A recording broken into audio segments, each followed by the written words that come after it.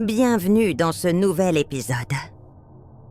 Aujourd'hui, je vais partager avec vous une histoire qui me hante encore.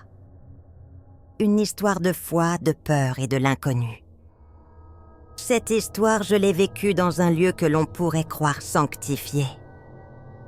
Mais tout ce qui brille n'est pas or, et toutes les nonnes ne prient pas pour la lumière. J'avais 24 ans quand j'ai rejoint le couvent de Sainte-Marguerite. Je cherchais à fuir mon passé, à trouver un refuge, un endroit où je pourrais oublier tout ce qui m'avait blessée.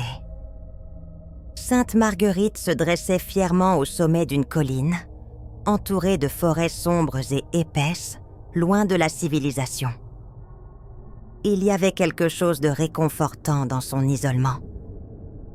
Mais dès mon arrivée, une lourdeur envahit mon cœur. Les pierres anciennes semblaient murmurer des secrets que je n'étais pas encore prête à entendre. Les premières semaines se sont déroulées sans incident. Les jours étaient rythmés par les prières, les repas frugaux et le travail dans les jardins. Mais il y avait quelque chose d'étrange dans l'air, une tension palpable que je ne pouvais pas ignorer. Les autres sœurs étaient silencieuses, presque trop dévouées à leur tâche. La mère supérieure, sœur Catherine, semblait toujours garder un œil sur moi, ses yeux perçants me suivant dans les couloirs. Elle avait ce regard, comme si elle savait quelque chose que je ne savais pas. Quelque chose de sombre. Un soir, alors que j'étais dans ma chambre, une tempête éclata. Le tonnerre grondait au-dessus du couvent, secouant les murs de pierre. La pluie battait contre les fenêtres, comme si elle cherchait à entrer. C'est à ce moment-là que j'ai entendu un bruit. Un faible gémissement, presque étouffé. Je me suis levée, enfilant ma robe de nuit, et je suis sortie dans le couloir. Le couvent était plongé dans l'obscurité, seulement éclairé par les éclairs occasionnels. Le bruit venait d'en bas, du sous-sol. Un endroit que l'on nous avait toujours dit d'éviter. Mon cœur battait à tout rompre, mais une force irrésistible me poussait à avancer.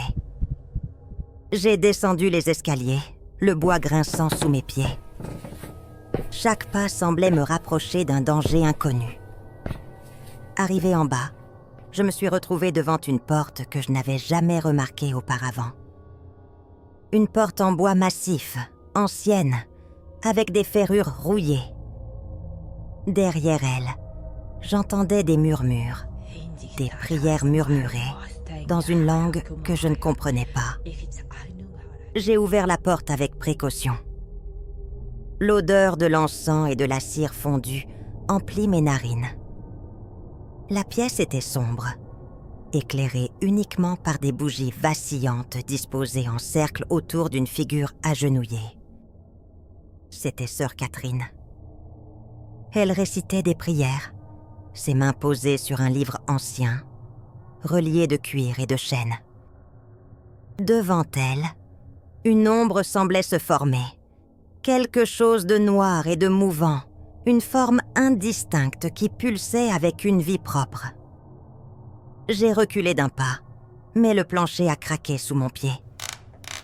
Sœur Catherine s'est retournée brusquement, ses yeux brillants d'une lueur que je n'avais jamais vue. Une lueur de folie.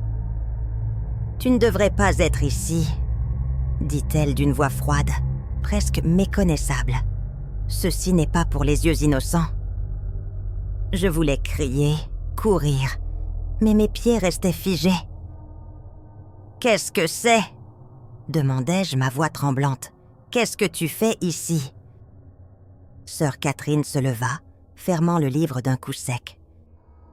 L'ombre vacilla puis disparut, absorbée par l'obscurité. Elle s'avança vers moi, et je pouvais voir maintenant à quel point elle paraissait âgée, fatiguée. Il y a des forces dans ce monde que tu ne peux pas comprendre, murmura-t-elle. Des forces qui doivent être contenues. Et certaines prières ne sont pas adressées à Dieu. Je sais que vous vous demandez pourquoi je n'ai pas fui, pourquoi je suis restée. La vérité, c'est que la curiosité est une chose dangereuse. Plus on sait, plus on veut en savoir. Et parfois, c'est ce qui nous perd. Les jours suivants, je ne pouvais pas oublier ce que j'avais vu. J'évitais sœur Catherine, mais chaque fois que je la croisais, je sentais son regard peser sur moi, comme une menace silencieuse.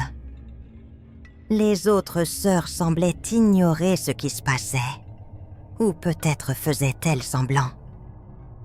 Mais je savais que quelque chose n'allait pas, quelque chose de terrifiant. Une nuit, alors que tout le monde dormait, je me suis faufilée jusqu'au sous-sol. J'avais besoin de comprendre, de savoir ce que sœur Catherine cachait. J'ai trouvé le livre, caché sous un vieux drap de lin.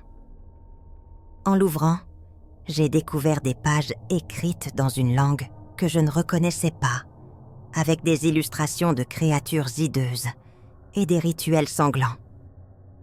Et puis, j'ai vu une page avec un dessin de la figure sombre que j'avais vue ce soir-là.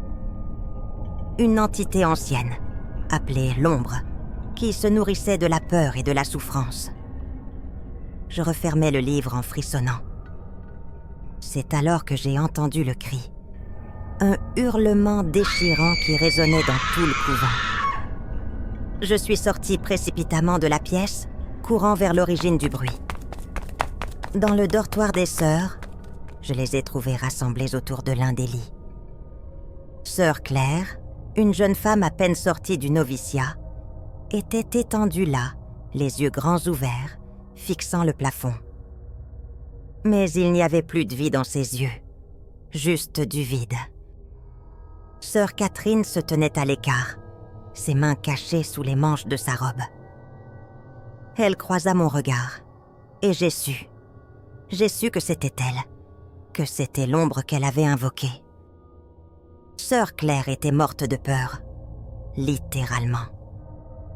Vous pouvez imaginer ce que j'ai ressenti à ce moment-là. La terreur, la colère, l'impuissance, mais aussi un désir de vérité. Pourquoi? Pourquoi faire ça? Je ne pouvais plus rester silencieuse. Le lendemain, alors que les sœurs étaient occupées à prier pour l'âme de Claire, j'ai confronté sœur Catherine. Je lui ai montré le livre, exigeant des réponses. Elle a souri, un sourire triste et froid. « Tu ne comprends pas, » dit-elle doucement. « L'ombre est une ancienne protectrice. Elle protège le couvent de ce qui se trouve à l'extérieur, des forces bien plus sombres. Mais elle demande un prix. » Elle avança vers moi, et je vis quelque chose dans ses yeux. Un désespoir profond, une fatigue séculaire. « Chaque année, une vie doit être offerte, » dit-elle. « C'est le pacte. Et cette année, c'était Claire. L'année prochaine, ce pourrait être toi. » À cet instant, j'ai su que je devais partir. Mais comment échapper à un couvent isolé, entouré de forêts impénétrables, avec une entité qui se nourrit de peur et une mère supérieure qui ne reculera devant rien pour maintenir son pacte? Je n'ai pas attendu la fin de la semaine.